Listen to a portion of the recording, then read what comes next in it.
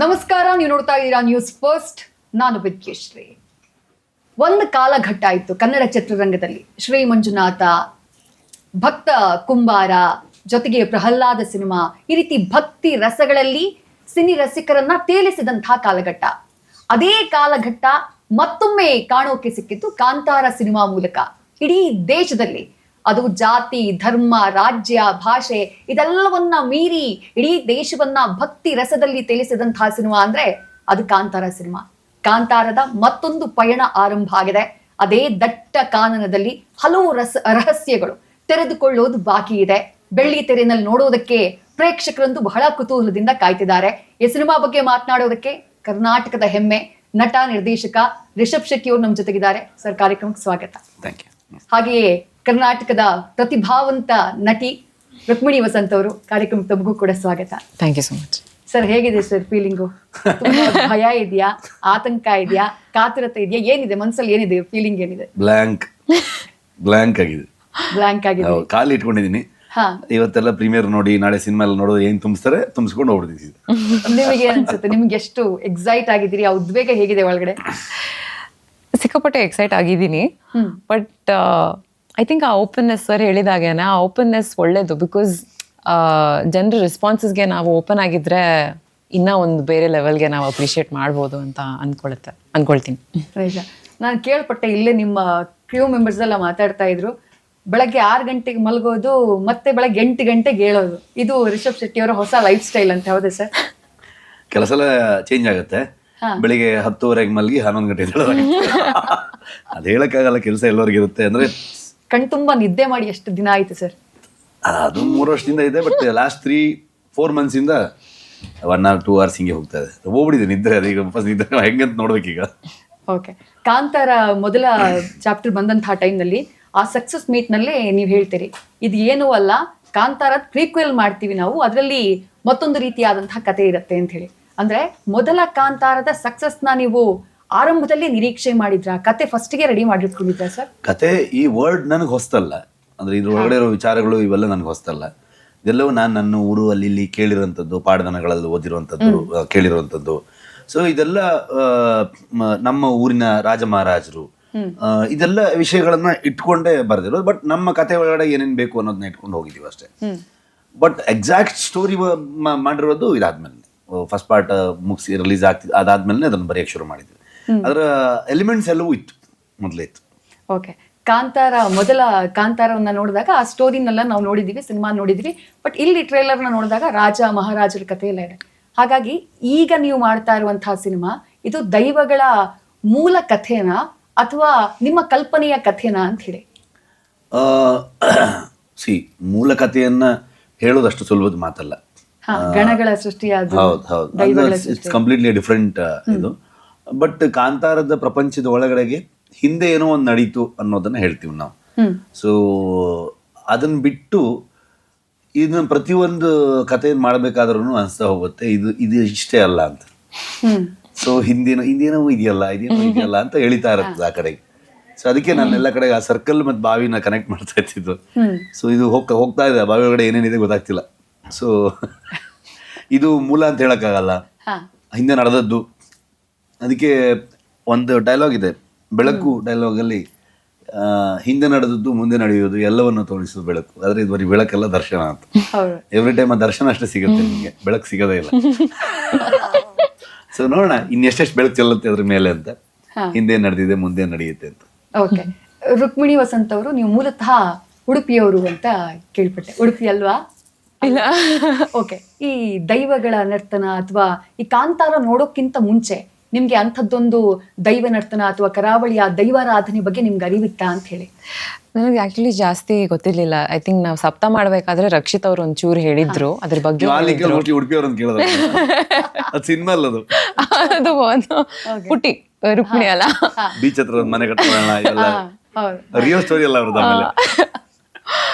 ಅಲ್ಲ, ನಂಗೆ ಆಕ್ಚುಲಿ ಜಾಸ್ತಿ ಗೊತ್ತಿರ್ಲಿಲ್ಲ. ರಕ್ಷಿತ್ ಅವ್ರು ಒಂಚೂರು ಹೇಳಿದ್ರು. ಆಮೇಲೆ ಕಾಂತಾರ ನೋಡಾದ್ಮೇಲೆ ಅದು ಒಂದು ತುಂಬಾ ಕ್ಯೂರಿಯಾಸಿಟಿ ಇತ್ತು ನನಗೆ ಆ ಕಲ್ಚರ್ ಬಗ್ಗೆ. ಅಂಡ್ ಈ ಕಾಂತಾರ ಮಾಡ್ಬೇಕಾದ್ರೆ ರೈಟರ್ಸ್ ಜೊತೆಗೆ ಅಥವಾ ರಿಷಬ್ ಸರ್ ಜೊತೆಗೆ ಅಥವಾ ಶೂಟಿಂಗ್ ಪ್ರಾಸೆಸ್ ಅಲ್ಲೇ ಅಲ್ಲಿ ಕುಂದಾಪುರದಲ್ಲಿ ಕೆರಡಿ ಹತ್ರ ಎಲ್ಲ ಶೂಟ್ ಮಾಡ್ತಾ ಇದ್ವಿ. ಅಲ್ಲಿ ಇನ್ ಸ್ವಲ್ಪ ಇನ್ನು ಸ್ವಲ್ಪ ಅರಿವು ಬಂತು. ಈ ಸಿನಿಮಾ ಶೂಟಿಂಗ್ ಟೈಮ್ನಲ್ಲಿ ಗ್ಯಾಪ್ನಲ್ಲಿ ಯಾವುದಾದ್ರೂ ದೈವ ಕೋಲವನ್ನ ನೋಡಿದಾರಾ ರುಕ್ಮಿಣಿ ವಸಂತ್ ಅವರು? ಇಲ್ಲ, ಇಲ್ಲಿವರೆಗೂ ನೋಡೋ ಅವಕಾಶ ಸಿಕ್ಕಿಲ್ಲ. Hopefully soon. ಓಕೆ, ಈ ಸಿನಿಮಾದಲ್ಲಿ ನೀವು ಇಲ್ಲಿ ತನಕ ಮಾಡಿರುವ ಪಾತ್ರಗಳಿಗಿಂತ ತುಂಬಾ ವಿಭಿನ್ನವಾದಂತಹ ಪಾತ್ರ, ಒಂದು ಐತಿಹಾಸಿಕ ಅಥವಾ ಒಂದು ಪೌರಾಣಿಕ, ಗೊತ್ತಿಲ್ಲ ನಮ್ಗೇನು ಅಂತ ಏನ್ ಹೇಳಕ್ ಹೊರಟಿದ್ದಾರೆ ಅಂತ ನಮಗೆ ಗೊತ್ತಿಲ್ಲ, ಬಟ್ ಒಂದು ವಿಭಿನ್ನವಾದಂತಹ ಪಾತ್ರ ಎಷ್ಟು ಚಾಲೆಂಜಿಂಗ್ ಇತ್ತು ಅಂತ ಹೇಳಿ. ಐ ಥಿಂಕ್ ಪ್ರತಿಯೊಂದು ಪಾತ್ರ ಸ್ವಲ್ಪ ಚಾಲೆಂಜಿಂಗ್ ಆಗೇ ಇರುತ್ತೆ. ಅಂದರೆ ಆ ಕ್ಯಾರೆಕ್ಟರ್ದು ಮೈಂಡ್ ಸ್ಪೇಸ್ ಒಳಗೆ ಇಳಿಯೋದು ಅಥವಾ ಆ ಕ್ಯಾರೆಕ್ಟರ್ದು ಕಾಂಟೆಕ್ಸ್ಟ್ ಎಲ್ಲ ಅರ್ಥ ಮಾಡ್ಕೊಳ್ಳೋದು ಒಂದು ಚಿಕ್ಕ ಚಾಲೆಂಜ್ ಇರುತ್ತೆ. ಆ ವಿಷಯದಲ್ಲಿ ನೋಡಿದಾಗ ಈ ಪಾತ್ರದಲ್ಲಿ ಟೈಮ್ ಪೀರಿಯಡ್ನು ಅರ್ಥ ಮಾಡ್ಕೋಬೇಕಾಗಿತ್ತು, ಈ ಕಲ್ಚರಲ್ ಕಾಂಟೆಕ್ಸ್ನು ಅರ್ಥ ಮಾಡ್ಕೋಬೇಕಾಗಿತ್ತು, ಬೇರೆ ಬೇರೆ ಸ್ಕಿಲ್ಸ್ನ ಅಕ್ವೈರ್ ಮಾಡಬೇಕಾಗಿತ್ತು. ಯುವರಾಣಿ she is also warrior, so ಆ ಥರ ಒಂದಷ್ಟು ಸ್ಕಿಲ್ಸು ಅಥವಾ ಹಾರ್ಸ್ ರೈಡಿಂಗ್ ಅವೆಲ್ಲ, ಡೈಲೆಕ್ಟ್ ಒಂದು ದಕ್ಷಿಣ ಕರ್ನಾಟಕ ಭಾಷೆದು ಆ ಡೈಲೆಕ್ಟು ಕಲಿಬೇಕಾಗಿತ್ತು.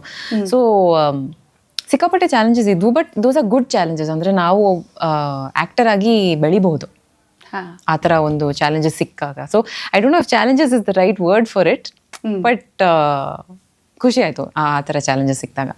ಓಕೆ, ಸಿನಿಮಾದಲ್ಲಿ ಕದಂಬರ ಕಾಲದ ಕಥೆ ಅನ್ನುವಂಥ ಒಂದು ಚರ್ಚೆ ಇದೆ, ಜೊತೆಗೆ ಪೌರಾಣಿಕನೂ ಅಲ್ಲಿ ಮಿಕ್ಸ್ ಆಗಿರೋ ರೀತಿ ಅದು ಕಾಣಿಸ್ತಾ ಇದೆ. ಎರಡು ಬ್ಯಾಲೆನ್ಸ್ ಮಾಡೋದು ಎಷ್ಟು ಕಷ್ಟ ಆಯಿತು, ಪೌರಾಣಿಕತೆ ಜೊತೆಗೆ ಇತಿಹಾಸ? ಅಂದರೆ ಎಲ್ಲವೂ ಒಂದೊಂದು ರೆಫರೆನ್ಸ್ ಪಾಯಿಂಟ್ ಅಷ್ಟೇ. ಅಂದರೆ ಕದಂಬರ ಬಗ್ಗಲ್ಲ, ಆದರೆ ಕದಂಬರ ಕಾಲಘಟ್ಟ. ಓಕೆ, ಸೊ ಈ ಸಿನಿಮಾ ನೀವು ಹೇಳ್ದಂಗೆ ಅದು ಪೌರಾಣಿಕನೂ ಅಲ್ಲ ನೋಡಕ್ ಹೋದ್ರೆ. ಓಕೆ, ಸೊ ಆದರೆ ಅದರದೆಲ್ಲವೂ ಪುರಾಣದ ಪುಣ್ಯ ಕಥೆಗಳೇ, ನಮ್ಮ ಫೋಕ್ಲೋರು, ನಮ್ಮ ಆಚರಣೆ ವಿಚಾರಗಳು, ನಮ್ಮ ಲೈಫು, ಇದೆಲ್ಲವೂ ಕನೆಕ್ಟೆಡ್ ಅಲ್ಲಿ. ಸೊ ಕನೆಕ್ಷನ್ ಇದ್ದೇ ಇರುತ್ತೆ 100%. ಸೊ ಆ ಥರದ ಒಂದು ಥಾಟ್ ಹೇಳ್ಬೋದು. ತುಂಬ ಅಂದರೆ ಕಾಂಪ್ಲಿಕೇಟೆಡ್ ಇದು ಎಕ್ಸ್ಪ್ಲೈನ್ ಮಾಡಕ್, ನಿಮಗೆ ತೋರಿಸೋದು ಈಸಿ ಫಿಲ್ಮ್ನ. ಅದಕ್ಕೆ ಸೊ ನೀವು ನೋಡಿ ಅರ್ಥ ಮಾಡ್ಕೊಂಡ್ರೆ ಬೆಟರ್ ಅಂತ. ಅಂದರೆ ಅದನ್ನ ವರ್ಡ್ಸ್ ಅಲ್ಲಿ ಫ್ರೇಮ್ ಮಾಡೋ ಸ್ವಲ್ಪ ಡಿಫಿಕಲ್ಟ್. ಸೊ ಥಿಂಕ್ ಆ ಕನೆಕ್ಷನ್ಸ್ಗಳು ನಿಮಗೆ ಗೊತ್ತಾದಾಗ ಚಂದ, ಅದು ಚೆನ್ನಾಗಾಗುತ್ತೆ ಅಂತ ಅನ್ಸುತ್ತೆ. ಈ ಸಿನಿಮಾಗಾಗಿ ಎಷ್ಟು ರಿಸರ್ಚ್ ಮಾಡಿದಿರಿ ಸರ್? ಎಷ್ಟು ದೊಡ್ಡ ಟೀಮ್ ಇತ್ತು ನಿಮ್ಮ ರಿಸರ್ಚ್ ಟೀಮ್? ಎಷ್ಟು ದಿನಗಳ ಕಾಲ ರಿಸರ್ಚ್ ಮಾಡಿದೆ? ಹೇಗೆ ರಿಸರ್ಚ್ ಮಾಡಿದ್ರು? ಅಂದರೆ ರಿಸರ್ಚ್ ಫ್ರಮ್ ದ ಬಿಗಿನಿಂಗ್ ಇಂದ ನಾವು ಶೂಟ್ಗೆ ಹೋಗೋವರೆಗೂ ರಿಸರ್ಚ್ ನಡೀತಾನೆ ಇತ್ತು. ಲೇಟರ್ ಮತ್ತೆ ಏನಾದರೂ ಇಶ್ಯೂಸ್ಗಳು ಅಂತ ಕಾಣಿಸ್ಕೊಂಡ್ರು ಕೂಡ ಮತ್ತೆ ಅದರ ರಿಸರ್ಚ್ ಆನ್ ಇರುತ್ತೆ. ಮೇಜರ್ಲಿ ಮಂಗಳೂರದ್ದು ವೈಸ್ ಚಾನ್ಸಲರ್ ಆಗಿದ್ದರು ವಿವೇಕ್ ರೈಗಳು. ಸೊ ವಿವೇಕ್ ರೈಗಳು ಮತ್ತು ಚಿನ್ನಪ್ಪ ಗೌಡ್ರು ಅಂತ ಇನ್ನೊಬ್ರು ಪ್ರೊಫೆಸರ್, ಅವರು ದೈವಾರಾಧನೆಗೆ ಸಂಬಂಧಪಟ್ಟಂಥದ್ದನ್ನ ಇವರಿಬ್ಬರು ಭಾಳಷ್ಟು ಬರೆದಿದ್ದಾರೆ ಬುಕ್ಸ್ಗಳನ್ನು, PhD ಮಾಡಿರೋರು ಅವರೆಲ್ಲ. ಸೊ ಅವರು ದೈವ ನರ್ತಕರಲ್ಲಿ ಹಿರಿಯರು ಒಂದಷ್ಟು ಜನ, ಊರಿನ ಹಿರಿಯವರು. ಸೊ ಇನ್ನೂ ಸ್ವಲ್ಪ ಯಂಗ್ ರೈಟರ್ಸ್ಗಳು ಕೆಲವೊಂದಷ್ಟು ಜನ, ಶ್ಯಾಮ್ ಪ್ರಸಾದ್ ಅಂತ ನಮ್ಮ ಟೀಮಲ್ಲಿ ಇನ್ನೊಬ್ಬರಿದ್ರು ಅವರು. ಸೊ ಇವರೆಲ್ಲ ಮೇಜರ್ಲಿ ರಿಸರ್ಚ್ಗೆ ನಮ್ಗೆ ಹೆಲ್ಪ್ ಮಾಡಿರೋಂಥವ್ರು. ಅಲ್ಲಿಂದ ನಾನು ಮತ್ತು ನನ್ನ ಇಬ್ಬರು ಕೋ ರೈಟರ್ಸ್ ಅನಿರುದ್ಧ ಮಹೇಶ್ ಮತ್ತು ಶನಿಲ್ ಗೌತಮ್. ಸೊ ಇದು ಆಮೇಲೆ ಡೆವಲಪ್ ಮಾಡ್ತಾ ಹೋದ್ವಿ ಅದೆಲ್ಲ ವಿಷಯಗಳು ಇಟ್ಕೊಂಡು. ಇನಿಷಿಯಲಿ ಒಂದು ಸ್ಟ್ರೆಚ್ ಆಲ್ಮೋಸ್ಟ್ 3 months ರಿಸರ್ಚಲ್ಲೇ ಇದ್ವಿ. ಸೊ ಕತೆಗಾಗಿ ಅಲ್ಲ, ಕಥೆಯ ಎಲಿಮೆಂಟ್ಸ್ಗಳಿಗಾಗಿ, ಹಿಂದೆ ಬ್ಯಾಕ್ ಡ್ರಾಪಲ್ಲಿ ಬರೋಂಥ ವಿಚಾರಗಳು, ಆ ರಾಜ ಮಹಾರಾಜರದ್ದು ವಿಷಯಗಳನ್ನ ಇಟ್ಕೊಂಡು ನಮ್ಗೆ ಇಲ್ಲಿ ಏನು ಹೇಳಬೇಕು ಅನ್ನೋದನ್ನ ತಲೆಯಲ್ಲಿ ಇಟ್ಕೊಂಡು. ಸೊ ಲೇಟರ್ ಶುರು ಮಾಡಿದ ಮೇಲೂ ಇಂಪ್ರೂವೈಸೇಷನ್ ಇದ್ದೇ ಇರುತ್ತೆ. ಎನಿಥಿಂಗ್ ಇಶ್ಯೂಸ್ ಬಂತು ಅಂತಂದರೆ ಮತ್ತೆ ಅದನ್ನ ರಿಸಾಲ್ವ್ ಮಾಡೋಕೆ ಮತ್ತೆ ಅದನ್ನ ವಿಚಾರಗಳನ್ನ ಹುಡುಕ್ತೀವಿ. ಓಕೆ, ಹಿಂಗೆ ಹೋಗ್ಬೋದು ಅಂತ ನಡೀತಿರುತ್ತೆ. ಓಕೆ, ದೈವಾರಾಧನೆಯ ಬಗ್ಗೆ ಕಥೆಯನ್ನು ಮಾಡಿದಾಗ ಅದಕ್ಕೆಷ್ಟು ಪ್ರಾಮುಖ್ಯತೆಯನ್ನು ತಾವು ಕೊಟ್ಟಿದ್ದೀರಿ ಅಂತ ನಾವು ನೋಡಿದ್ದೀವಿ. ನೀವು ರಿಸರ್ಚ್ ಆ್ಯಂಗಲ್ನಲ್ಲಿ ಹೇಳಿದ್ರಿ, ಬಟ್ ಒಂದು ದೈವಾರಾಧನೆಯ ನಟನೆಯನ್ನು ಮಾಡುವಂಥ ಟೈಮಲ್ಲಿ ಅದು ಕಾಸ್ಟ್ಯೂಮ್ ಇರಬಹುದು, ಅಲ್ಲಿ ಬಳಸುವಂತಹ ಪ್ರಾಪರ್ಟಿ ಇರ್ಬೋದು, ಅದು ಒಂದು ತಾಸೇನೇ ಇರ್ಬೋದು, ಅದಕ್ಕೆ ಯಾವ ರೀತಿ ಪ್ರಿಪರೇಷನ್ ಇತ್ತು, ಅದಕ್ಕೆ ಯಾವ ರೀತಿ ಒಂದು ರಿಸರ್ಚ್ ಮಾಡ್ತಾ ಇದ್ರಿ ಅಂತ ಹೇಳಿ? ಅದಕ್ಕೆ ನಮಗೆ ಡೈರೆಕ್ಟ್ ರೆಫರೆನ್ಸ್ಗಳೇ ನಮಗೆ ಕೋಲಗಳಲ್ಲಿ ನಾವು ನೋಡುವಂಥದ್ದು, ಅಥವಾ ಇನ್ನು ನಮ್ಮ ಒಂದಷ್ಟು ಯೂಟ್ಯೂಬಲ್ಲಿ ಸುಮಾರಷ್ಟು ಅವರದ್ದು ವಿಡಿಯೋಗಳು ಬರ್ತಾ ಇರುತ್ತೆ. ಇನ್ನೊಂದು ಡೈರೆಕ್ಟ್ ನೋಡೋದಕ್ಕೆ ರೆಫರೆನ್ಸ್ ನಮಗೆ, ಅಥವಾ ಇನ್ನೊಬ್ರು ಅರ್ಥ ಆಗದಿರೋರು ತೋರಿಸೋದಕ್ಕೆ ಅನ್ನೋ ಥರ ಆದರೆ. ಅದರ್ವೈಸ್ ನಿಮ್ಗೆ ಆ ಎಲ್ಲ ವಿಚಾರಗಳನ್ನ ಇವುಗಳೆಲ್ಲ ಬರೆದಿದ್ದಾರೆ. ಅದು ಹೇಗಾಗುತ್ತೆ, ಏನು ಕತೆ ಅನ್ನೋದೆಲ್ಲ ಸುಮಾರಷ್ಟು ಬುಕ್ಗಳಲ್ಲಿ ಉಲ್ಲೇಖ ಮಾಡಿದ್ದಾರೆ ಅದನ್ನು. ಸೊ ಮತ್ತು ನಾನು ಕೂಡ ದೈವಕ್ಕೆ ಸಂಬಂಧಪಟ್ಟಿರುವಂಥ ಕುಟುಂಬದವನಾಗಿರೋದ್ರಿಂದ ನನಗೆ ಅದ್ರ ಬಗ್ಗೆ ಇರುವಂಥದ್ದು, ಮತ್ತು ನಾನು ಎಷ್ಟು ಇದರಲ್ಲಿ ಹೋಗ್ಬೇಕು, ಅದನ್ನು ಏನೇನು ಮಾಡ್ಬೋದು, ಏನು ತೋರಿಸ್ಬೋದು ಅನ್ನುವಂಥ ಯೋಚನೆಯಲ್ಲೂ ಕೂಡ ಅದನ್ನು ಚರ್ಚೆಗಳನ್ನು ಮಾಡ್ತೀವಿ. ಸೊ ಆ ಪಾತ್ರ ಮಾಡಬೇಕಾದ್ರೆ ಏನಾದ್ರು ನಿಯಮ ನಿಷ್ಠೆ ಪಾಲನೆ ಮಾಡಿದಾರ ರಿಷಬ್ ಶೆಟ್ಟಿ? ಇಲ್ಲ, ಅದ್ರ ಬಗ್ಗೆ ಏನು ನಾನು ಹೇಳೋಕ್ಕಾಗಲ್ಲ, ಸಿನಿಮಾ ರಿಲೀಸ್ ಆದ್ಮೇಲೆ ಮಾತ್ರ. ಓಕೆ, ದೈವಾರಾಧನೆ ಅಥವಾ ಈ ಒಂದು ಪಂಜುರ್ಲಿ ನರ್ತನ ಇರ್ಬೋದು, ನಾವು ಊರವ್ರು ನಮ್ಮ ಕೋಲ ನೋಡ್ಬೇಕಾದ್ರೆ ಅದು ದೈವದ ಆವಾಹನೆ ಯಾವ ರೀತಿ ಆಗಿರುತ್ತೆ ಅಂತ ನಮಗೆ ಗೊತ್ತಿದೆ. ಆ ಪಾತ್ರ ಮಾಡಬೇಕಾದ್ರೆ ರಿಷಬ್ ಶೆಟ್ಟಿ ಅವರಿಗಾದಂಥ ಅನುಭವ ಏನು ಅಂತ ಹಂಚ್ಕೊಳ್ಬಹುದಾ? ಇಲ್ಲ, ಅನುಭವ ನಾನು ಯಾವತ್ತೂ ಹೇಳಿದ್ದದು, ಅನುಭವದಲ್ಲೇ ಇರಬೇಕದು. ಅದನ್ನ ಬಾಯಲ್ಲಿ ಬಂದ್ರೆ ಅದರದ್ದು ಆ ಅನುಭವ ಅಷ್ಟು ಇದಾಗಿರಲ್ಲ ಅಂತ ಅನ್ಕೊಂಡು ನನಗೆ ಅವತ್ತು. ಮತ್ತೆ ನಾನು ತುಂಬಾ ಬಿಲೀವರ್ ಆಗಿರೋದ್ರಿಂದ, ತುಂಬಾ ಅದ್ರ ಬಗ್ಗೆ ನಂಬಿಕೆ ಇದೆಲ್ಲ ಇರೋದ್ರಿಂದ ನಾವು ಅದೇ ಆಂಗಲ್ ಅಲ್ಲೇ ನೋಡ್ತಾ ಹೋಗ್ತೀವಿ ಅದನ್ನ. ಸೊ ಹಂಗಾಗಿ ಅದು ನನ್ನ ಎಕ್ಸ್ಪೀರಿಯನ್ಸ್ ಆಗಿ ಉಳಿಲಿ ಅನ್ನೋ ಫೀಲಿಂಗ್ ನನಗಷ್ಟೆ. ಅದ್ರ ಯಾಕೆ ಇದನ್ನು ಕೇಳಿದೆ ಅಂತಂದ್ರೆ, ಈಗ ಒಂದು ಕೋಲ ಅಂತಂದ್ರೆ ಅದಕ್ಕೆಲ್ಲೂ ಕಟ್ಟಿರಲ್ಲ ಸರ್, ಅದು ಕಂಟಿನ್ಯೂಸ್ ಆಗಿ ಆ ಕೋಲ ನಡೆದು ಹೋಗುತ್ತೆ, ಗಗ್ಗರದಿಂದ ಹಿಡಿದು ಕಂಪ್ಲೀಟ್ ಅದ್ ಪ್ರೋಸೆಸ್ ಮುಗ್ದು ಹೋಗುತ್ತೆ. ಬಟ್ ಒಂದು ಸಿನಿಮಾ ಶೂಟಿಂಗ್ ಮಾಡಿದಾಗ ಹಂಗಿರಲ್ಲ. ನಿಮ್ಗೆ ಮೈ ಮೇಲೆ ಆವಾಹನೆ ಅದಾಗಿದ್ರು ಕೂಡ ಕಟ್ಟು ಪ್ರತಿ ಶಾರ್ಟ್ಸ್ ಅನ್ನ ಫ್ರೇಮ್ ಗನ್ನ ಕಂಪೋಸ್ ಮಾಡ್ಕೊಂಡು ಹೋಗ್ಬೇಕಾಗತ್ತೆ. ಅದು ಚಾಲೆಂಜಿಂಗ್ ಆಗಿರ್ಲಿಲ್ವಾ ಅಂತ ಹೇಳಿ? ಅಲ್ಲ, ಎಲ್ಲ ಸಿನಿಮಾದಲ್ಲಿ ಎಲ್ಲಾ ವಿಚಾರಗಳು ಚಾಲೆಂಜಿಂಗ್ ಆಗಿದ್ದೇ ಇರುತ್ತೆ ನಮಗೆ. ಬರೀ ಒಂದು ನಾರ್ಮಲ್ ಸೀನ್, ಈಗ ಒಂದು ಎರಡು ಕ್ಯಾರೆಕ್ಟರ್, ಎರಡು ಪಾತ್ರಗಳು ಮಾತಾಡ್ತಿದೆ ಅಂತಂದ್ರೆ ಅದನ್ನ ಶೂಟ್ ಮಾಡೋದು ಚಾಲೆಂಜಿಂಗ್ ಆಗಿದ್ದೇ ಇರುತ್ತೆ ನಮಗೆ. ಸೊ ಹಾಗಾಗಿ ಇದೆಲ್ಲ ಅಂತೂ ಇನ್ನೂ ತುಂಬಾ ಎಕ್ಸ್ಟ್ರೀಮ್ ಚಾಲೆಂಜಿಂಗ್ ಆಗಿದ್ದೇ ಇರುತ್ತೆ. ಸೊ ಅದೇ ಅದನ್ನ ಮಾಡ್ಬೋದು, ಅದ್ರ ಬಗ್ಗೆ ಹೇಳೋದು ತುಂಬಾ ಕಷ್ಟ, ಅದನ್ನ ಎಕ್ಸ್ಪ್ಲೈನ್ ಮಾಡೋದು ತುಂಬಾ ಕಷ್ಟ.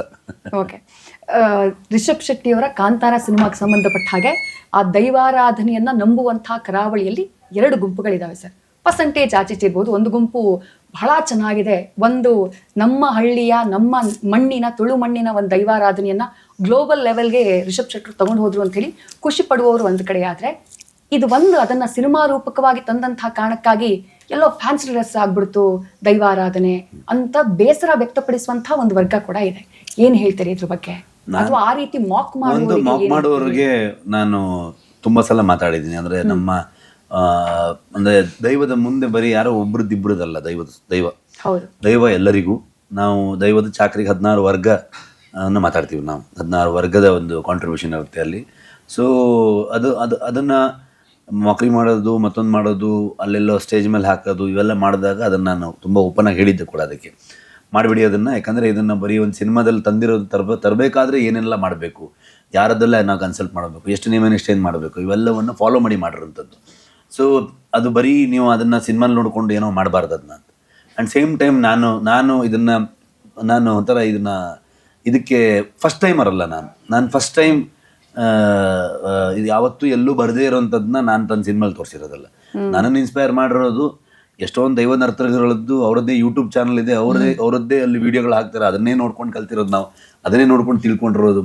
ಎಷ್ಟೊಂದು ತುಳು ಫಿಲ್ಮಲ್ಲಿ ಬಂದಿತ್ತು, ಕನ್ನಡದಲ್ಲೂ ಚೋಮನ ದುಡಿಯಲ್ಲಿ ಬಂದಿತ್ತು, ತುಂಬ ಹಲವಾರು ವರ್ಷಗಳಿಂದ ಬಂದಿದೆ. ಎಷ್ಟೊಂದು ಯಕ್ಷಗಾನ ಪ್ರಸಂಗದಲ್ಲಿ ದೈವಕ್ಕೆ ಸಂಬಂಧಪಟ್ಟಿರುವಂಥ ವಿಚಾರಗಳು ನಿಮಗೆ ಅದರ ಏನು ಹೇಳ್ಬೋದು, ಟೆಂಪಲ್ಗೆ ಸಂಬಂಧಪಟ್ಟಿರುವಂತಹ ಮೇಳಗಳಲ್ಲಿ ಅದರದ್ದು ಆ ಮೇಳದಲ್ಲಿ ಮೇಯ್ನ್ ಪ್ರಸಂಗವೇ ಅದಕ್ಕೆ ಸಂಬಂಧಪಟ್ಟಿರುವಂಥದ್ದು. ಅಲ್ಲಿನ ಆ ದೇವರಿಗೆ ಅಥವಾ ದೈವಕ್ಕೆ, ಆ ದೇವಿಗೋ ಅಥವಾ ದೇವರಿಗೋ ಇರುವಂಥದ್ದು ಮತ್ತು ದೈವಕ್ಕೂ ಇರುವಂಥ ಕನೆಕ್ಷನನ್ನು ಆ ಪ್ರಸಂಗಗಳಲ್ಲಿ ನಮ್ಮಲ್ಲಿ ಮಹಾತ್ಮೆ ಅಂತ ಹೇಳ್ತೀವಿ. ಈಗ ದೇವಿ ಮಹಾತ್ಮೆ ಆಗ್ಬೋದು ಅಥವಾ ಕ್ಷೇತ್ರ ಮಹಾತ್ಮೆ ಅಂತ ಅಂದ್ಕೊಂಡು ಅದ್ರ ಬಗ್ಗೆ ಒಂದು ಪ್ರಸಂಗ ಇರುತ್ತೆ.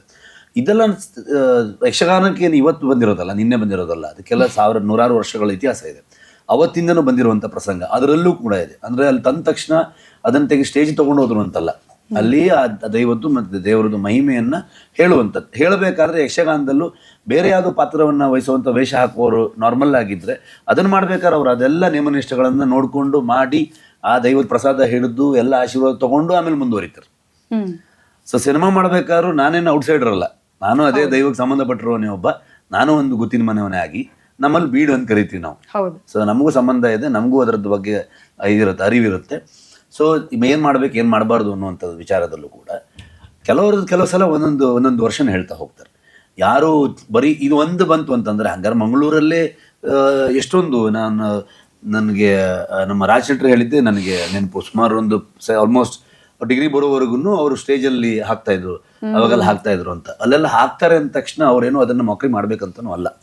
ಹೊರಗಡೆ ಅವ್ರಿಗೆ ಕೆಲವ್ರಿಗೆ ಅದ್ರ ಬಗ್ಗೆ ಅರಿವಿರಲ್ಲ, ಅದನ್ನ ಯಾಕೆ ಮಾಡಬಾರ್ದು ಅನ್ನೋದ್ರ ಬಗ್ಗೆ. ಅಲ್ಲಿ ಯಾರು ಹಾಕ್ತಾರೆ ಅಂತಂದ್ರೆ ಅವರು ಅದ್ರ ಮೇಲಿರೋ ಪ್ರೀತಿ, ದೈವ ಬರೀ ಭಕ್ತಿ ಮಾತ್ರ ಅಲ್ಲ, ದೈವದ್ದು ನಮ್ದು ಇಮೋಷನಲ್ ಕನೆಕ್ಷನ್ ಇರುತ್ತೆ. ಅದೊಂದು ವಿಚಿತ್ರ ಪ್ರೀತಿ, ಅದು ವಿಚಿತ್ರ ಲವ್, ಅದೊಂಥರ ಲವ್ ಸ್ಟೋರಿ ಇದ್ದಂಗೆ. ಅದು ನಮ್ಗೆ ಭಯನೂ ಇರುತ್ತೆ, ಭಕ್ತಿನೂ ಇರುತ್ತೆ, ಅಷ್ಟೇ ಪ್ರೀತಿ ಇರುತ್ತೆ, ಭಯನೂ ಇರುತ್ತೆ, ನಮ್ಗೆ 100% ಭಯನೂ ಇರುತ್ತೆ.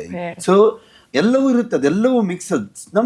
ನಮ್ಮ ಕುಟುಂಬಕ್ಕೆ ನಮ್ಮ ಫ್ಯಾಮಿಲಿ ಸಂಬಂಧಪಟ್ಟಿರುವಂಥ ವಿಚಾರ ಅಂತಂದ್ರೆ ನಾವು ಮಾತಾಡ್ತೀವಿ, ನಮ್ಮ ಮನಸ್ಸಲ್ಲೇ ಹೇಳ್ಕೊಳ್ತೀವಲ್ವ ನಾವು. ಕಮ್ಯುನಿಕೇಟಿಂಗ್ ಅದು ನಮ್ಗೊಂದು ಏನೋ ಸಮಾಧಾನ ಕೊಡುತ್ತೆ ಅಂದರೆ ನಮ್ಗೆ ತಪ್ಪಿಲ್ಲ ಅದು ಅಂತ. ಸೊ ಹಾಗಾಗಿ ಯಾರು ಅದನ್ನು ಆ ಸೈಡನ್ನ ಆಗ್ತಿರೋದ್ರ ಬಗ್ಗೆ ಡೆಫಿನೆಟ್ಲಿ ನನ್ನ ಇದಿದೆ, ಅದನ್ನು ಮಾಡಬಾರ್ದು ಅನ್ನೋವಂಥದ್ದು ಪ್ರಯತ್ನಗಳು ನಾನು ಅದು ಮುಂದೆನೂ ಅದನ್ನು ಹೇಳ್ತಾನೆ ಹೋಗ್ತೀನಿ. ಸಿನಿಮಾದಲ್ಲಿ ನಾನು ತೋರಿಸ್ಬೇಕಾದ್ರೆ ಅದಕ್ಕೆ ಬೇಕಾಗಿರೋದಕ್ಕೆ ಸಂಬಂಧಪಟ್ಟವ್ರನ್ನ ಜೊತೆಗೆ ಇಟ್ಕೊಂಡು ಏನು ಸರಿ ಏನು ತಪ್ಪು, ಏನು ಮಾಡಬೇಕು ಏನು ಮಾಡಬಾರ್ದು, ಎಲ್ಲವನ್ನ ಫಾಲೋ ಮಾಡ್ಕೊಂಡೆ ಮಾಡಿರೋಂಥದ್ದು. ಅದನ್ನು ನಾನು ಯಾವ ಮೀಡಿಯಾದಲ್ಲಿ ಹೋದ್ರೂ, ನಾನು ನ್ಯಾಷನಲ್ ಮೀಡಿಯಾಗೆ ಹೋದಾಗಲೂ ಸಮೇತ ಅದ್ರ ಬಗ್ಗೆ ಪ್ರಸ್ತಾಪ ಮಾಡಿದ್ದೀನಿ. ಅಂದರೆ ಒಂದು ನೆಲಮೂಲ ಸಂಸ್ಕೃತಿ ಇದನ್ನೆಲ್ಲ ಮಾತಾಡ್ತೀವಿ ನಾವು. ಅದು ತಂದಾಗ ಸಿನಿಮಾದಲ್ಲಿ ಅದು ಬಂದಾಗ ಅದನ್ನು ನಾವು ಕೂಡ ಅದನ್ನು ಇದು ಮಾಡೋರೆ, ಬಿಲೀವ್ ಮಾಡೋರೆ. ಯಾರ್ಯಾರು ಏನೇನೋ ಮಾಡಿದ ತಕ್ಷಣ ನಮಗೆ ಹರ್ಟ್ ಆಗುತ್ತೆ. ಇನ್ನು ಅದಕ್ಕೆ ಚಾಕರಿ ಮಾಡುವಂಥ ಸಮುದಾಯದವ್ರಿಗೆ, ಅದು ನಮ್ಮಂತೆ ಎಷ್ಟೋ ಭಕ್ತರುಗಳಿಗೆ ಬೇಜಾರಾಗಿ ಆಗುತ್ತೆ. ಸೊ ಯಾರ ಸೆಂಟಿಮೆಂಟನ್ನು ನಾವು ಹರ್ಟ್ ಮಾಡಬಾರ್ದು ಅನ್ನೋಂಥ ಥಾಟ್. ಸೊ ಅವಾಗ ಇನ್ನೊಂದು ಪ್ರಶ್ನೆ ಉಂಟ್ಕೊಂಡ್ಬಿಡುತ್ತೆ, ನೀವು ಸಿನಿಮಾಲ್ಲಿ ಮಾತ್ರ ತಂದ್ಬಿಡ್ಬೋದಾ ಅಂತ. ಸಿನಿಮಾ ತರಬೇಕಾದ್ರೆ ಸಿನಿಮಾದಲ್ಲಿ ತಂದಿದ್ದಾರೆ, ಮುಂಚೆನೇ ತಂದಿದ್ದಾರೆ, ನಾವು ಮಾತ್ರ ಅಲ್ಲ. ತರಬೇಕಾದ್ರೆ ಅದ್ರಿಗೆ ಏನೇನು ಮಾಡಬೇಕು ಅದನ್ನೆಲ್ಲ ಮಾಡ್ಕೊಂಡೇ ಬಂದಿದ್ದೀವಿ. ಕಾಂತಾರದ ಮೂಲಕ, ಈ ಕಾಂತಾರ ಪ್ರಿಕ್ವೆಲ್ ಮೂಲಕ ಡಿವೈನ್ ಸ್ಟಾರು ಆಕ್ಷನ್ ಸ್ಟಾರ್ ಆಗಿ ಬದಲಾಗಿದ್ದಾರೆ ಅಂತ ಕೇಳ್ಬಿಟ್ವಿ, ಹೌದಾ? ಇಲ್ಲ, ಲಾಸ್ಟ್ ಫಿಲ್ಮ್ ಅಲ್ಲಿ ಆ ಪಾರ್ಟಿ ಹೊಡೆದಾಡಿದೀವಿ, ಕಾಣೇ ಇಲ್ಲ ನೋಡಿ, ಕಾಣಿಸಿಲ್ಲ. ಮಾತ್ರ ನೆಕ್ಸ್ಟ್ ಲೆವೆಲ್ ಇದ್ದಂಗಿದೆ ಸರ್. ಇದರಲ್ಲಿ ಟ್ರೈಲರ್ ಎಲ್ಲ ಆಕ್ಷನ್ ತುಂಬಾ ಇಷ್ಟ ನನಗೆ. ಸೊ ಈ ಕತೆಗೆ ಅಂದ್ರೆ ಲಾಸ್ಟ್ ಕಾಂತಾರ ಮಾಡ್ಬೇಕಾದ್ರೆ ತುಂಬಾ ಕೇಳ್ತಿತ್ತು, ಆಕ್ಷನ್ ಕೇಳ್ತಿತ್ತಲ್ಲ, ಶಿವ ಅನ್ನೋ ಒಂದು ಪಾತ್ರ. ಇಲ್ಲಿ ಆ ಟೈಮಿನ ಒಬ್ಬ ಟ್ರೈಬಲ್ ಲೀಡರ್ ಅಥವಾ ಒಬ್ಬ ವಾರಿಯರ್ ಥರದಲ್ಲಿ ಏನು ಕಾಣಿಸ್ಕೊಳ್ತೀನಿ. ಅಂದಮೇಲೆ ಖಂಡಿತವಾಗ್ಲೂ ಹೊಡೆದಾಟದ ಸನ್ನಿವೇಶಗಳು ಇದ್ದೇ ಇರುತ್ತೆ. ನೆಕ್ಸ್ಟ್ ಲೆವೆಲ್ ನಾನು ಹೇಳಿದ್ರೆ ಹೆಂಗಾಗುತ್ತೆ, ನೀವು ಹೇಳ್ಬೇಕು, ಜನ ಹೇಳ್ಬೇಕು, ಅದನ್ನ ಚೆನ್ನಾಗಿ ಮಾಡಿದಾರೆ ಅಂತ ಅವ್ರು ಹೇಳ್ಬೇಕು. ನಾನೇ ಹೇಳ್ಬಿಟ್ರೆ ಬರೀ ನಂದೇ ಬಿಲ್ಡಪ್ ಆಗ್ಬಿಡ್ತದೆ. ನೋಡ್ಬಿಟ್ಟು ಹೇಳ್ತೀನಿ ಸರ್, ಪ್ಲೀಸ್ ನೋಡಿ, ನೀವು ಹೇಳಿದ್ರೆ ಅವಾಗ ನಮ್ಗೊಂದು ಖುಷಿ ಆಗುತ್ತೆ. ಓಕೆ, ನಾವು ಮಾಡಿದ ವರ್ಕ್ ಆಗಿರ್ಬೋದು, ಅವ್ರಿಗೆ ಇಷ್ಟ ಆಗಿದೆ ಅಂತ. ಕಾಂತಾರದ ಕನಕಾವತಿ ವೀರವನಿತೆನ ಅಥವಾ ಪ್ರೇಮ ಪೂಜಿತೆನ? ಯಾಕಂದ್ರೆ ರೊಮ್ಯಾನ್ಸಲ್ಲೂ ನಿಮ್ಮನ್ನು ನೋಡಿದ್ವಿ, ಕತ್ತಿ ಹಿಡಿದು ನಿಮ್ಮನ್ನು ನೋಡ್ಬಿಟ್ವಿ. ಯಾವ ರೀತಿಯ ಕ್ಯಾರೆಕ್ಟರ್ ನಿಮ್ದು ಅಂತ ಹೇಳಿ ಅದೇ ಬ್ಯಾಲೆನ್ಸ್ ಆಗಿದೆಯಲ್ಲ, ಇವಾಗ ನಿಮ್ಗೆ ನಾಳೆ ಗೊತ್ತಾಗತ್ತೆ. ನೀವೇ ಫ್ರೇಮ್ ಮಾಡ್ಬಿಟ್ರಿ ನಿಮ್ಮ ಪ್ರಶ್ನೆಯಲ್ಲೇ ಉತ್ತರ ಆಯ್ತು. ತುಂಬಾ ಚೆನ್ನಾಗಿ ಹೇಳಿದ್ರಿ. ಬಟ್ ಅದೇ ಆ ಬ್ಯಾಲೆನ್ಸ್ ಇದೆ ಅದರಲ್ಲಿ. ಸೊ ದಟ್ಸ್ ವೈ ಆ ಪಾತ್ರನ ಪ್ಲೇ ಮಾಡ್ಬೇಕಾದ್ರೆ ಸಿಕ್ಕಾಪಟ್ಟೆ ಮಜಾ ಸಿಕ್ತು. ಬಿಕಾಸ್ ಅವೆಲ್ಲ ಅಂದ್ರೆ ಅಷ್ಟು ಕ್ಯಾರೆಕ್ಟರಿಸ್ಟಿಕ್ಸ್ ಇದೆ ಆ ಒಂದು ಪಾತ್ರಕ್ಕೆ. ಓಕೆ, ಮೊದಲ ಕಾಂತಾರ ಮಾಡಿದಾಗ ರಿಷಬ್ ಸರ್ ಸುದ್ದಿ ಇಲ್ಲದೆ ಬಂದು ಸದ್ದು ಮಾಡಿದಂತಹ ಸಿನಿಮಾ. ಯಾವ ನಿರೀಕ್ಷೆನೂ ಇರಲಿಲ್ಲ. ಒಬ್ಬ ಡೈರೆಕ್ಟರ್ ಆಗಿ, ಒಬ್ಬ ನಟನಾಗಿ ನಿಮಗೆ ಆ ನಿರೀಕ್ಷೆಯ ಭಾರ ಇರಲಿಲ್ಲ. ಆದರೆ ಈಗ ಹಾಗಿಲ್ಲ. ಸಿನಿಮಾ ಬಗ್ಗೆ ಒಂದು ನೆಕ್ಸ್ಟ್ ಲೆವೆಲ್ ನಿರೀಕ್ಷೆ. ಅದು ಎಲ್ಲೋ ಕರ್ನಾಟಕದಲ್ಲ, ಮತ್ತೆಲ್ಲೋ ರಾಜ್ಯದಲ್ಲ, ವರ್ಲ್ಡ್ ವೈಡ್ ಇದೆ. ಈ ಭಾರನ ಇಟ್ಕೊಂಡು ಒಂದು ಪ್ರೀಕ್ವೆಲ್ಲೋ ಸೀಕ್ವೆಲ್ಲೋ ಮಾಡೋದು ಒಬ್ಬ ಡೈರೆಕ್ಟರ್, ಒಬ್ಬ ಆಕ್ಟರ್ಗೆ ಕಷ್ಟ ಅಂತ ಅನ್ಸುತ್ತಾ, ಅಥವಾ ನಿಮ್ ಭಾರ ಅಂತ ಅನ್ನಿಸ್ತಾ? ನಿರೀಕ್ಷೆ ಭಾರ ಅಂತ ಅದನ್ನ ತಗೊಂಡಿದ್ರೆ ನಾನು ಮೋಸ್ಟ್ಲಿ ಮಾಡಕ್ಕೆ ಹೋಗ್ತಿರ್ಲಿಲ್ಲ, ಮಾಡೋಕ್ಕೂ ಆಗ್ತಿರ್ಲಿಲ್ಲ. ಸೊ ಜವಾಬ್ದಾರಿಯಾಗಿ ತೊಗೊಳ್ತೀವಿ ಅದನ್ನ. ಮತ್ತೆ ಇನ್ನೊಂದು ಪಾರ್ಟ್ ಮಾಡಕ್ಕೆ ಹೊರಟಾಗ ಅದೆಲ್ಲವೂ ಯೋಚನೆಗಳು ಬರುತ್ತೆ, ಎಲ್ಲರಿಗೂ ಬರೋಂಥದ್ದು. ನಾನು ಜನರಲಿ ಅದನ್ನೆಲ್ಲ ಯೋಚನೆ ಮಾಡೋಕ್ಕೆ ಹೋಗಲ್ಲ. ಈ ಸಿನಿಮಾ ಮೇಲೆ ಏನು ಹಾಕ್ಬೇಕು ಅದನ್ನ ಕೆಲಸ ಮಾಡೋಣ ಅನ್ನೋ ಥರ ಥಾಟ್ ಇರುತ್ತೆ. ಈ ಸಲನೂ ಹಂಗೆ ನೋಡಕ್ಕೆ ಹೋದ್ರೆ ಲಾಸ್ಟ್ ಟೈಮು ಸದ್ದಿಲ್ದೆ ನಾವು ಬಂದ್ವಿ ಅಂತ. ಆ್ಯಕ್ಚುಲಿ ಈ ಸಲ ನಾವು ಸದ್ದಿಲ್ದೆ ನೀವು ಅಬ್ಸರ್ವ್ ಮಾಡಿ. ಲಾಸ್ಟ್ ಟೈಮ್ ಅಟ್ಲೀಸ್ಟ್ ನಾವು ಅವರೇ ಲಾಸ್ಟ್ ಟೈಮ್ ಸಿನಿಮಾನ ಅವರೇ ಸದ್ ಮಾಡಿ ಹಿಟ್ ಮಾಡಿದ್ದು, ಇದನ್ನು ಅವರೇ ಸದ್ ಮಾಡ್ತಿರೋದು. ಕಂಪ್ಲೀಟ್ಲಿ ಕ್ರೆಡಿಟ್ ಗೋಸ್ ಟು ಜನರೇ, ಪ್ರೇಕ್ಷಕರಿಗೆ ಹೋಗುತ್ತೆ, ನಮ್ದೇನು ಇಲ್ಲ ಅಲ್ಲಿ. ನಾವು ಕೆಲಸ ಅಷ್ಟೇ. ಅದು ಆ ಪಿಕ್ಚರ್ನ ಹಿಟ್ ಮಾಡಿದಕ್ಕೆ ಈ ಫಿಲ್ಮ್ ಆಪರ್ಚುನಿಟಿ ಸಿಕ್ಕಿದೆ, ಅಷ್ಟೇ ಯೋಚನೆ ಮಾಡ್ತೀನಿ ನಾನು. ಸೊ ಅಲ್ಲಿ ನಿಮಗೆ ಲಾಸ್ಟ್ ಟೈಮ್ ಫಿಲ್ಮ್ ಮಾಡಿದಷ್ಟು ಪ್ರಮೋಷನ್ ಮಾಡಿಲ್ಲ ಹಂಗೆ ನೋಡಕ್ ಹೋದ್ರೆ. ಈಗ ಒಂದು ವಾರ ಸ್ವಲ್ಪ ಎಲ್ಲ ಕಡೆ ಹೋಗಿ ಬಂದ್ವಿ ಬಿಟ್ರೆ ನಾವು ಅದು ಹೋಗ್ಲೇಬೇಕು, ಬೇರೆ ಮಿನಿಮಮ್. ಅದು ಸೋಷಿಯಲ್ ಮೀಡಿಯಲ್ಲಿ ಅಲ್ಲೆಲ್ಲ ಟ್ವೀಟ್ ಮಾಡಿ ಹೋಗಿತಾ ಇರ್ತಾರೆ ನನಗೆ, ಏನ್ ಚಟ್ರೆ ನೀವು ಒಂದು ಪ್ರಮೋಷನ್ ಮಾಡ್ತಿಲ್ಲ ಹಾಗೆ ಅಂತ ಅನ್ಕೊಂಡು. So sometimes over buildup problem ಆಗ್ಬಿಡುತ್ತೆ. ಸೊ ಆ ಎಕ್ಸ್ಪೆಕ್ಟೇಷನ್ ಅದು ಜನರಿಗೆ ಇರೋದು, ಜನರೇ ಅದನ್ನ ಹ್ಯಾಂಡಲ್ ಮಾಡ್ಕೊಳ್ತಾರೆ ಅನ್ನೋ ಥರ ಫೀಲಿಂಗ್ ನನಗೆ. ನಮ್ಮ ಕೆಲಸ ಮುಗಿದಿದೆ, ಐ ಥಿಂಕ್ ಅಪ್ಲೋಡಲ್ಲಿ ಆಗೋಯ್ತು. ನಮ್ ಡನ್. ಈಗ ಬಾಕಿ ನೆಕ್ಸ್ಟ್ ಕೆಲಸ ಉಳಿದಿರೋದು ಈಗ ನಿಮ್ಗಳ ಜೊತೆ ಮಾತಾಡ್ಬೇಕು ನಾನು. ಸೊ ಅಷ್ಟು ಮುಗಿಸಿದ್ರೆ ಕಾಂತಾರ ಸೀರೀಸ್ ಕಂಟಿನ್ಯೂ ಆಗುತ್ತೆ ಸರ್? ಗೊತ್ತಿಲ್ಲ ನನಗೂ, ಆ ಬಾವಿಲಿ ಏನೇನಿದೆ ಯಾರು ಅಂದ್ರೆ ಕಂಟಿನ್ಯೂ ಆಗೋ ಚಾನ್ಸಸ್ ಇದೆಯಾ? ಗೊತ್ತಿಲ್ಲ, ಸತ್ಯ ಗೊತ್ತಿಲ್ಲ ನನಗೆ. ಓಕೆ, ಕಾಂತಾರ ಸಿನಿಮಾ ಶೂಟಿಂಗ್ ಮಾಡಿದಾಗ ಕೆರಾಡಿಯಲ್ಲಿ ನೀವು ಸೆಟ್ ಹಾಕಿದ್ರೆ, ಬಟ್ ಕಾಡಿನಲ್ಲೂ ಕೂಡ ಶೂಟ್ ಮಾಡುವಂತಹ ಪ್ರಸಂಗಗಳೆಲ್ಲ ಇತ್ತು. ಕಾಡನ್ನ ರಕ್ಷಣೆ ಮಾಡಿಕೊಂಡು ಕಾಡಿಗೆ ಏನೂ ಆಗದೆ ಇರೋ ರೀತಿ ಶೂಟ್ ಮಾಡೋದು ಸವಾಲು ಅಂತ ಅನಿಸ್ತಾ, ಅದಕ್ಕೇನು ಪ್ಲಾನಿಂಗ್ ಅನ್ನ ಮಾಡ್ಕೊಂಡು? ತುಂಬಾ ದೊಡ್ಡ ಸವಾಲು. ಅಂದ್ರೆ ಸಿನಿಮಾ ಟೀಮ್ ಅಂತಂದ್ರೆ ತುಂಬಾ ಜನ ಇರ್ತಾರೆ. ಹೌದು. ಜನರಲಿ ಏನಾಗುತ್ತೆ, ಈಗ ಒಂದು ಲೈಟ್ ಆಫೀಸರ್ ಒಬ್ಬ ಇರ್ತಾನೆ, ಲೈಟ್ ಹುಡುಗ ಒಬ್ಬ ಇದ್ರೆ ಅವನಿಗೆ ಡಿ.ಒ.ಪಿಗೆ ಆ ಲೈಟ್ ಮಾಡಬೇಕು, ಅದಕ್ಕೊಂದು ಟೈಮ್ ಇರುತ್ತೆ, ಅಷ್ಟೊಳಗಡೆ ಮುಗಿಸ್ಲೇಬೇಕು. ಅಷ್ಟೊತ್ತಿಗೆ ಅವನಿಗೆ ಬೇರೆ ಏನು ಗೊತ್ತಾಗಲ್ಲ, ಅವ್ನು ಬರೀ ಅದರಲ್ಲೇ ಫೋಕಸ್ ಮಾಡ್ತಿರ್ತಾನೆ ಒಬ್ಬ ಲೈಟ್ ಆಫೀಸರ್ ಒಬ್ಬ. ಸೊ ಅವನು ಅಷ್ಟೇ ಅವಾಗೆಲ್ಲ ಲೈಟ್ ಹಾಕ್ಬೇಕು ತಟ್ಟದ್ದು ಹೋದ, ಅಲ್ಲಿ ಆಗದೇನೋ ಮಾಡ್ದ. ಸೊ ಅವಾಗ ಅಲ್ಲಿ ಏನಾದರೂ ಆಗ್ಬೋದು, ಗಿಡಗಳದ್ದು ಏನೋ ಇದಾಗ್ಬೋದು ಆ ಥರದ್ದು. ಸೊ ಇದು ಇಷ್ಟು ಇಡೀ ದೊಡ್ಡ ಟೀಮ್ ಹೋದಾಗ ಅಲ್ಲಿ ಏನಾದರೂ ಒಂದಷ್ಟು ಡ್ಯಾಮೇಜ್ ಆಗೋಂಥದ್ದು ಇವೆಲ್ಲ ಆಗೋ ಚಾನ್ಸ್ ಇರುತ್ತೆ. ಅದಕ್ಕೆ ನಾವು ಮುಂಚೆನೇ ಒಂದು ಸೆಕ್ಯೂರಿಟಿ ಟೀಮ್ ಇಟ್ಟಿದ್ವಿ ನಾವು. ಒಂದೆಲ್ಲ ಲೊಕೇಶನ್ಸ್ಗಳಿಗೂ ಅಲ್ಲೆಲ್ಲ ಅವರು ಅದನ್ನು ಗಾರ್ಡ್ ಮಾಡಿಕೊಂಡು ನೋಡ್ಕೊಂಡು ಹೋಗೋ ಥರದಲ್ಲಿ. ಲೋಕಲ್ ನನ್ನ ಊರಿನ ಸುಮಾರು ಜನ ಎಲ್ಲ ರೈತರು, ಕೃಷಿ ಮಾಡೋರು, ಅದರಲ್ಲಿ ನನ್ನ ಫ್ರೆಂಡ್ಸ್ಗಳು ಸುಮಾರು ಜನ ಇದ್ದಾರೆ. ಅವರು ಒಂದು 20-25 ಜನರ ತಂಡ. ಸೊ ಕಾಡೊಳಗಡೆ ಏನೇ ಕೆಲಸ ಇದ್ರೂ ಅವರೇ ಮಾಡೋದು. ಯಾಕಂದ್ರೆ ಅವ್ರಿಗೆ ಗೊತ್ತು ಯಾವ್ದು ಕಳೆ ಇಲ್ಲಿ ಯಾವ್ದು ಒಳ್ಳೆ ಗಿಡ ಅಂತ ಅನ್ಕೊಂಡು. ಓಕೆ, ಸೊ ಅವ್ರೇನ ತೆಗಿಬೇಕು ಅಂತಂದ್ರೆ ಕಳೆ ಮಾತ್ರ ತೆಗೆದು ಹೋಗ್ತಾರೆ ಅವ್ರು, ಆಯ್ತಾ. ಆ್ಯಂಡ್ ಅಲ್ಲಿ ಒಳಗಡೆ ಬೇಕಾಗಿರೋ ಅಷ್ಟು, ಯಾಕಂದ್ರೆ ಅವ್ರು ನಾರ್ಮಲಿ ಅದೇ ಫಾರೆಸ್ಟಲ್ಲೇ ಇರುವಂಥ ಜನರು, ಕೆಲಸ ಮಾಡ್ಕೊಂಡಿರುವಂಥವ್ರು. ಸೊ ಹಾಗಾಗಿ ಮುಂಚೆನೆ ಶೂಟಿಂಗ್ ಹೋಗಿದ ಮುಂಚೆನೆ ಒಂದು ಪ್ಲಾನಿಂಗ್ ಆಗ್ತಿತ್ತು. DOP ಟೀಮ್ ಬರ್ತಾರೆ, ಲೈಟಿಂಗ್ ಮಾಡ್ಬೇಕಂತಂದ್ರೆ ಗ್ಯಾಫರ್ಸ್ ಇರ್ತಾರೆ, ಮನು ಅಂತ ಒಬ್ಬ ಇದ್ದಾನೆ, ಆ್ಯಂಡ್ ಅವ್ರ ಹೋಲ್ ಟೀಮ್, ಸಂಜಯ್ ಅವರೆಲ್ಲರೂ, ಅವ್ರಿಗೊಂದು ಬ್ಯೂಟಿಫುಲ್ ಪ್ಲಾನ್ ಇರುತ್ತೆ. ಓಕೆ, ಇಲ್ಲಿ ನಾವು ಶೂಟ್ ಮಾಡ್ತೀವಿ ಅಂತಂದರೆ ಎಲ್ಲೆಲ್ಲ ರೋಸ್ಟ್ರಮ್ಸ್ ಹಾಕ್ಬೇಕು, ಎಲ್ಲಿಂದೆಲ್ಲ ಲೈಟ್ ಸೋರ್ಸ್ ಬರುತ್ತೆ, ಅದಷ್ಟನ್ನು ರೆಡಿ ಮಾಡ್ಕೊಂಡ್ಬಿಡ್ತಾರೆ. ಮಧ್ಯದಲ್ಲಿ ಬರೀ ಆ್ಯಕ್ಟರ್ಗಳದ್ದು ಓಡಾಟಗಳು ಅಷ್ಟೇ ಇರುತ್ತೆ. ಹಾಗಾಗಿ ನನಗೆ ತುಂಬ ನಾನೇ ಫಾರೆಸ್ಟ್ ಡಿಪಾರ್ಟ್ಮೆಂಟ್ ಜೊತೆಗೆ ಅಷ್ಟೊಂದು ಅಸೋಸಿಯೇಷನ್ ಇಟ್ಕೊಂಡು, ಆ್ಯಂಡ್ ಲಾಸ್ಟ್ ಫಿಲ್ಮಲ್ಲಿ we talked about forest department, ಅವರ ಧ್ವನಿಯಾಗಿದ್ವಿ ಫಿಲ್ಮಲ್ಲಿ. ಬಟ್ ಈ ಸಲ ಒಂದ್ ಸ್ವಲ್ಪ ಕಾಂಟ್ರವರ್ಸಿ ಆಯ್ತು, ಮರಗಳಿಗೆಲ್ಲ ಹಾನಿ ಮಾಡಿದ್ರು. ಮರಗಳಿಗೆ ಹಾನಿ ಮಾಡಿದಲ್ಲ, ಅದು ಡಿಪಾರ್ಟ್ಮೆಂಟ್ ಬಂದು ನೋಡ್ಕೊಂಡು ಹೋದ್ರೆ ಗೊತ್ತಾಯ್ತು ಅವ್ರಿಗೆಲ್ಲ, ಇದು ಈ ಫೋಮ್ದು ಮರ ಇದು, ಇದೆಲ್ಲ ಪ್ರಯೋಜನ ಇಲ್ಲ, ಎಂತ ಶೆಟ್ರ್ ಅಂತ ಅನ್ಕೊಂಡು ಹೇಳ್ಬಿಟ್ಟು ಹೋದ್ರು ಆಫೀಸರ್ ಎಲ್ಲ. ಅದು ಕಾಂಟ್ರವರ್ಸಿ ಮಾಡಿದ್ದಲ್ಲ, ಅಲ್ಲಿ ಊರಲ್ಲಿ ಯಾರೋ ಒಬ್ರು ಸ್ವಲ್ಪ ದುಡ್ಡು ಗಿಡ್ ಕೇಳಿದ್ರಂತೆ, ಅದನ್ನ ಕೊಟ್ಟಿಲ್ಲ ಅಂದ ತಕ್ಷಣ ಶುರು ಆಗ್ಬಿಡುತ್ತೆ, ಆಯ್ತಾ. ಸೊ ಅದಕ್ಕೆ ಆಮೇಲೆ ಊರವರೇ ಅವರು ಬೈದ್ರು, ನೀ ಯಾರು ಒಂದು ಸಿನಿಮಾಗೆ ಬಂದಿದ್ದಾರೆ, ಅದರಿಂದ ಇಲ್ಲಿ ಎಷ್ಟು ಜನರಿಗೆ ಹೋಟ್ಲಿಂದ ಹಿಡಿದು ಬೇರೆ ಉದ್ಯೋಗ ಅವಕಾಶಗಳಾಗ್ಬೋದು, ಗಾಡಿ ಆಗ್ಬೋದು, ಈ ಥರದ್ದೆಲ್ಲ. ಅಂದರೆ ಒಂದು 100 ಜನ, ನಾವು 100 ನಾವು ಆ್ಯಕ್ಚುಲಿ ಒಂದು 2,000 ಜನ ಇದ್ವಿ, ನಾವು ಊರೇ ತುಂಬ ಹೋಗ್ಬಿಟ್ಟಿತ್ತು. ಸೊ ಊರವ್ರಿಗೆಲ್ಲ ಅದರಿಂದ ಖುಷಿ, ಯಾಕಂದರೆ ಟೂರಿಸ್ಟ್ಗಳು ಬರುವಂಥ ಜಾಗ, ಜಾಸ್ತಿ ಜನ ಬಂದಷ್ಟು ಅವ್ರಿಗೆ ಅದರಿಂದ ಇದಾಗುತ್ತೆ. ಬಟ್ ಯಾರೋ ಒಬ್ರು ಈ ಥರ ಮಾಡಿದ ತಕ್ಷಣ ಅವ್ರಿಗೊಂದು ಊರಿಗೆ ಒಂದು ಕೆಟ್ಟ ಹೆಸರಲ್ವಾ ಅಂತ ಅನ್ಕೊಂಡು ನಾನು ಅದಕ್ಕೆ ಹೇಳಿದೆ. ಅಂದರೆ ಯಾರೋ ಒಬ್ರು ಮಾಡಿದ್ದನ್ನ ಅದನ್ನ ಮನಸ್ಸಲ್ಲಿ ಇಟ್ಕೊಂಡು ನಾವು ಊರಿಗೆ ಹೇಳೋಕ್ಕಾಗಲ್ಲ. ಅದನ್ನು ಊರಲ್ಲಿ ಎಷ್ಟೋ ಜನ ನಮ್ಗೆ ಸಪೋರ್ಟ್ ಮಾಡಿರ್ತಾರೆ, ಅಲ್ಲಿನ ಲೋಕಲ್ MLAಗಳಿಂದ ಹಿಡ್ಕೊಂಡು ಪಂಚಾಯತ್ ಅವ್ರಾಗ್ಬೋದು, ಪೊಲೀಸ್ ಆಫೀಸರ್ಸ್ ಆಗ್ಬೋದು, ಫಾರೆಸ್ಟ್ ಡಿಪಾರ್ಟ್ಮೆಂಟ್ ಆಗ್ಬೋದು, ಊರಿನ ನಾರ್ಮಲಿ ನಮಗೆಲ್ಲ ಎಲ್ಲ ಲೋಕಲ್ ಕೋಆರ್ಡಿನೇಟರ್ಸ್ಗಳನ್ನೆಲ್ಲ ಇಟ್ಕೊಡ್ತೀವಿ ನಾವು. ಸೊ ಅದೆಲ್ಲ ನಾವು ತುಂಬ ಅದಕ್ಕೆ ನಾವು ಏನು ಮಾಡ್ತೀವಿ, ನೀಟಾಗಿ ಎಲ್ಲ ಪರ್ಮಿಷನ್ಸ್ಗಳು ತೊಗೊಂಡು ನೀಟಾಗಿ ಅದನ್ನ ಎಲ್ಲಿಗೆಲ್ಲಿ ಪರ್ಮಿಷನ್ ತೊಗೊಂಡು ಏನೇನು ಮಾಡಬೇಕು ಅದನ್ನು ಚಾಚು ತಪ್ಪದೆ ತುಂಬ. ನನ್ನ ಫಸ್ಟ್ ಇನ್ಸ್ಟ್ರಕ್ಷನ್ ಅದೇ ಇರುತ್ತೆ, ನನ್ನ ಸೆಟ್ಟಲ್ಲಿ ಬೇರೆ ಸಿನಿಮಾ ಶೂಟಿಂಗ್ ಆಗಿ ಥರದಲ್ಲಿ ನೀವುಗಳು ಬಿಹೇವ್ ಮಾಡಿದ್ರೆ ಇಲ್ಲಿ ಯಾರನ್ನೂ ನಿಲ್ಸಲ್ಲ ನಾನು.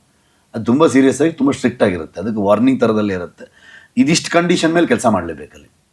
ಅಲ್ಲಿ ಯಾವುದೋ ಒಂದು ಗಿಡ ಮುರಿ ಮತ್ತೇನೋ ಮಾಡೋ ಇನ್ನೇನೋ ಮಾಡೋದೆಲ್ಲ ಮಾಡೋಂಗಿಲ್ಲ.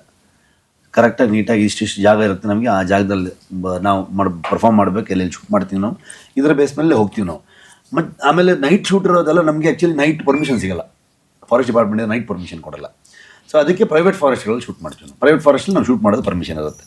ಸೊ ಆ ಥರ ತುಂಬ ನೀಟಾಗಿ ಪ್ಲ್ಯಾನ್ ಮಾಡ್ಕೊಂಡು ಅದನ್ನು ಎಲ್ಲೂ ಏನೂ ಇದಾಗದಿರುತ್ತೆ. ಅದರಲ್ಲಿ ನಾವು ಹೇಳೋದೇ ಕಾಡಿನ ಕಥೆಯನ್ನು, ಕಾಡಿನ ಸಂರಕ್ಷಣೆಗೆ ಸಂಬಂಧಪಟ್ಟಾಗ ನಾವು ಮಾತಾಡಿಕೊಂಡು ಶೂಟಿಂಗ್ ಮಾಡ್ಬೇಕಾದ್ರೆ ನಾವು ಇನ್ನೊಂದು ಥರ ಮಾಡಿಬಿಟ್ರೆ ಬೇರೆಯವರು ಬೈಕೊಂಡು ತಿರ್ತೀವಿ ನಾವು, ಮತ್ತು ನಾವೇನು ಮಾಡ್ತೀವಿ ಅಂತ ಆಗ್ಬಿಡುತ್ತೆ. ಕಾಡ ಬೆಂಕಿಯು ಊರ ನೋಡ ಬಂದಿದೆ ರೆಬೆಲ್ ಸಾಂಗ್ ನಲ್ಲಿ ಆ ಲೈನ್, ತಡೆ ಯಾರದು ಅಂತ. ತಡೆ ಯಾರದು ಅಂತ ಇಡೀ ಸಿನಿಮಾದ ಆಶಯನೇ ಆ ಸಾಂಗ್ ನಲ್ಲಿ ಇದೆಯಾ ಹಾಗಾದ್ರೆ ಅಂತೇಳಿ ಆ ಸಾಲುಗಳು ಹಂಗ ಅನ್ಸುತ್ತೆ. ಸಿನಿಮಾದ ಆಶಯ ಇನ್ನೂ ಡೀಪ್ ಆಗಿರುತ್ತೆ. ಅದು ಒಂದು ವಿಚಾರ ಕೂಡ ಹೌದು. ಒಟ್ಟಾರೆ ಐಡಿಯಾಲಜಿಲಿ ನಿಮಗೆ ಅದೊಂದು ವೆರಿ ಇಂಪಾರ್ಟೆಂಟ್ ಥಿಂಗ್.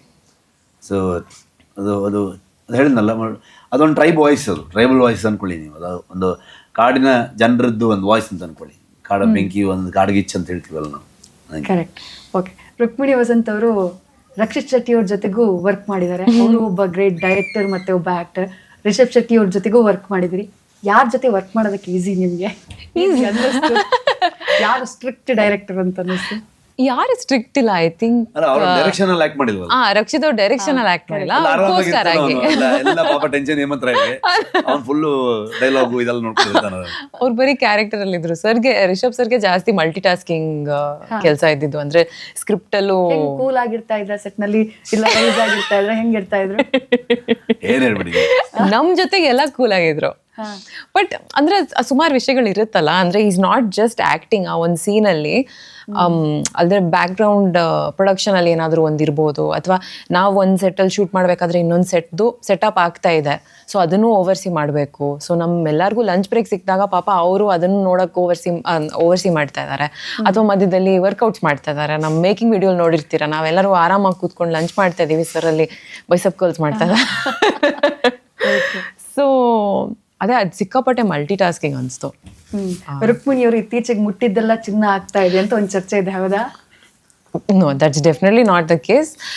ನನ್ನನ್ನು ಒಳ್ಳೆ ತಂಡದಲ್ಲಿ ಒಳ್ಳೆ ಸಿನಿಮಾಗಳಲ್ಲಿ ಸೇರಿಸಿದ್ದಾರೆ. I feel like I am the lucky one. ನಿಜವಾಗ್ಲೂ ಒಳ್ಳೆ ಕಥೆಗಳಲ್ಲಿ ಒಳ್ಳೆ ಪಾತ್ರ ಕೊಡ್ತಾ ಇದ್ದಾರೆ. That's not at all the case. Okay, Rishab Shetty ಅವರಿಂದ ಈಗ ಹನುಮಾನ್ ಸಿನಿಮಾದ ಬಗ್ಗೆ ಚರ್ಚೆ ಆಗ್ತಾ ಇದೆ, ನಿಮ್ದು ಶಿವಾಜಿ ಸಿನಿಮಾದ ಬಗ್ಗೆ ಚರ್ಚೆ ಆಗ್ತಾ ಇದೆ. ಅಂದ್ರೆ ಪೌರಾಣಿಕ ಪಾತ್ರಗಳಿಗೆ ಶಿಫ್ಟ್ ಆಗ್ತಾ ಇದಾರ ಕಾಂತಾರದ ಮೂಲಕ, ಅಥವಾ ಮತ್ತೆ ಹಂಗೇನಿಲ್ಲ, back to form ಬರ್ತೀರಾ ಅಂತ ನಾವೆಲ್ಲ ಈಗ ಏನಂದ್ರೆ ಯಕ್ಷಗಾನದಲ್ಲಿ ವರ್ಷಕ್ಕೆ ಒಂದೊಂದ್ಸಲ ವೇಷ ಹಾಕೊಂಡು ಬರ್ತಾ ಇದ್ವಿ. ನಮ್ದೇ ಒಂದು ಊರಲ್ಲಿ ಒಂದು ಸಂಘ, ಸೊ ವರ್ಷಕ್ಕೆ ಒಂದ್ಸಲ ಎಲ್ಲ ಊರ ಮನೆಯವರೆಲ್ಲ ಕಲೆಕ್ಷನ್ ಮಾಡಿ ಅದೆಲ್ಲ ದುಡ್ಡಲ್ಲಿ ಆ ಯುವಕ ಮಂಡಲದಲ್ಲಿ ಮಾಡ್ತಿದ್ದು ಅದೊಂದೇ ಕೆಲಸ. ಅವಾಗ ಒಂದು ವರ್ಷಕ್ಕೊಂದು ಯಕ್ಷಗಾನ. ಸೊ ಅಲ್ಲಿ ಮಾಡ್ತಿದ್ದೇ ಐತಿಹಾಸಿಕ ಮತ್ತು ಪೌರಾಣಿಕ ಪ್ರಸಂಗಗಳನ್ನೇ ಮಾಡೋದು. ಯಕ್ಷಗಾನದಲ್ಲಿ ಸಾಮಾಜಿಕ ಬರಲ್ವಲ್ಲ, ವೆರಿ ರೇರ್, ಮೋಸ್ಟ್ಲಿ ಈಗೆಲ್ಲ ಗೊತ್ತಿಲ್ಲ. ಬಟ್ ಪೌರಾಣಿಕ ಮತ್ತು ಐತಿಹಾಸಿಕನೇ ಜಾಸ್ತಿ, ರಾಜ ಮಹಾರಾಜರ ಕಥೆಗಳು. ಅವಾಗೆಲ್ಲ ಒಂದು ವೇಷ ಹಾಕೋದು ಅನ್ನೋದೇ ಒಂದು, ಅದೊಂದು ತುಂಬ ಇಂಟ್ರೆಸ್ಟಿಂಗು. ಸೊ ತುಂಬ ಆಸಕ್ತಿ ನನಗೆ ಪೌರಾಣಿಕ ಮತ್ತು ಐತಿಹಾಸಿಕ ಈ ಥರದ್ದೆಲ್ಲ ಕ್ಯಾರೆಕ್ಟರ್ಗಳ ಮೇಲೆ. ಅದು ಗೊತ್ತಿಲ್ಲ, ಅದು ಕಾಂತಾರ ಆದಮೇಲೆ ಆ ಥರದ್ದು ಬಂದಾಗ ನಾನು ಕಾಂತಾರ ಇದು ಈ ಪಾರ್ಟ್ ಮುಗಿಯೋವರೆಗೂ, ರಿಲೀಸ್ ಆಗೋವರೆಗೂ ಯಾವ ಸಿನಿಮಾ ಕಮಿಟ್ ಆಗಬಾರ್ದು ಅಂತ ತುಂಬ ಸ್ಟ್ರಾಂಗ್ ಆಗಿದ್ದೆ ನಾನು.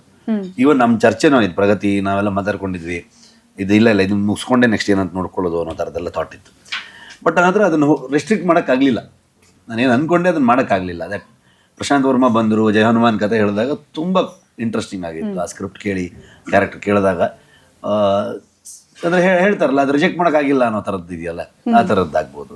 ಸೊ ಬಂದ ಎಲ್ಲ ಸಿನಿಮಾದ ಫೈನಲ್ ಮಾಡಿದ್ರು. ಸುಮಾರು ಕಥೆಗಳು ಹೇಳಿದ್ದಾರೆ, ಸುಮಾರು ಅಪ್ರೋಚ್ ಆಗಿದ್ದಾರೆ. ಬಟ್ ನನಗೆ ಇದು ಮುಗಿಯೋರಿಗೆ ಏನು ಮಾಡೋದು ಬೇಡ ಅಂತ, ಅದೊಂಥರ ಹಂಗೆ ಆಗ್ಬಿಡ್ತದೆ. ನೀವು ಹೇಳ್ದಂಗೆ ನಾನು ನೋಡ್ತಾ ಇದ್ದೀನಿ, ಅದಕ್ಕೆ ಗ್ಯಾಪಲ್ಲಿ ಯಾವ್ದಾದ್ರು ಒಂದು ಸರ್ಕಾರಿ ಥರ ಫಿಲ್ಮ್ ಮಾಡಿ ಸರಿಯಾಗುತ್ತೆ. ನಾನು ಅದೇ ಕೇಳಬೇಕು ಅಂದ್ಕೊಂಡಿದ್ದೆ. ನೆಕ್ಸ್ಟ್ ಡೈರೆಕ್ಷನ್ ರಿಷಬ್ ಶೆಟ್ಟಿ ಅವರದ್ದು ಕಿರಿಕ್ ಪಾರ್ಟಿ ರೀತಿ ಇರುತ್ತಾ ಅಥವಾ ಸರ್ಕಾರಿ ಹಿರಿಯ ಸರ್ಕಾರಿ ತುಂಬಾ ಇಷ್ಟ.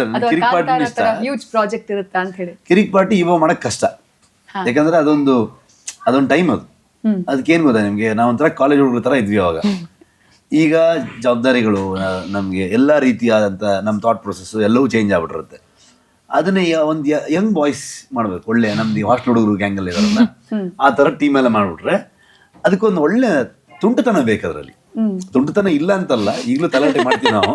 ಇದರಿಂದ ಆಚೆ ಬರ್ಬೇಕು, ಕಾಂತಾರದಿಂದ ಆಚೆ ಬಂದರೆ ಮೋಸ್ಟ್ಲಿ ಅದೆಲ್ಲ ಮತ್ತೆ ವಾಪಸ್ ಆಕ್ಟಿವೇಟ್ ಆಗ್ಬೋದೇನೋ. ಸೊ ಬಟ್ ಸರ್ಕಾರಿ ಥರ ಸಿನಿಮಾ ನನಗೆ ಭಾಳ ಇಷ್ಟ.